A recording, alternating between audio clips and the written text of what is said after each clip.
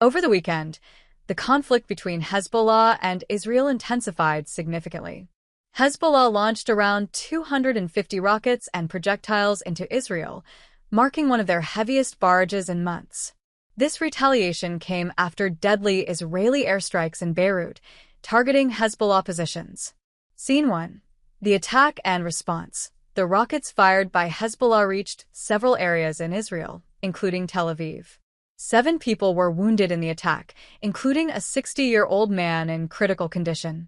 One rocket hit a residential building in Haifa, which was at risk of collapsing. In response, Israeli airstrikes targeted Hezbollah positions in southern Lebanon, killing at least 29 people and injuring 67 in Beirut. This strike came after a deadly attack on an army center in Lebanon, which killed a Lebanese soldier and wounded 18 others. Scene 2.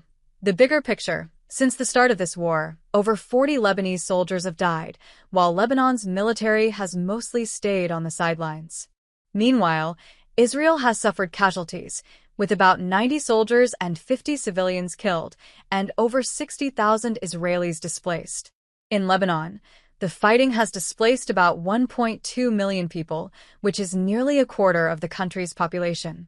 Over 3,700 people have been killed in Lebanon since the start of the conflict. Scene 3. Calls for ceasefire. Efforts for a ceasefire continue, with EU diplomats and U.S. officials pushing both sides to reach a deal.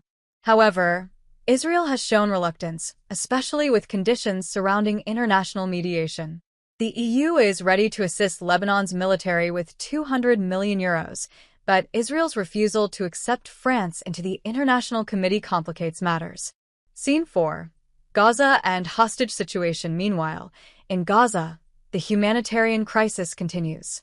Over 44,000 Palestinians have died since the war began, and about 100 hostages remain in Gaza, many believed to be dead.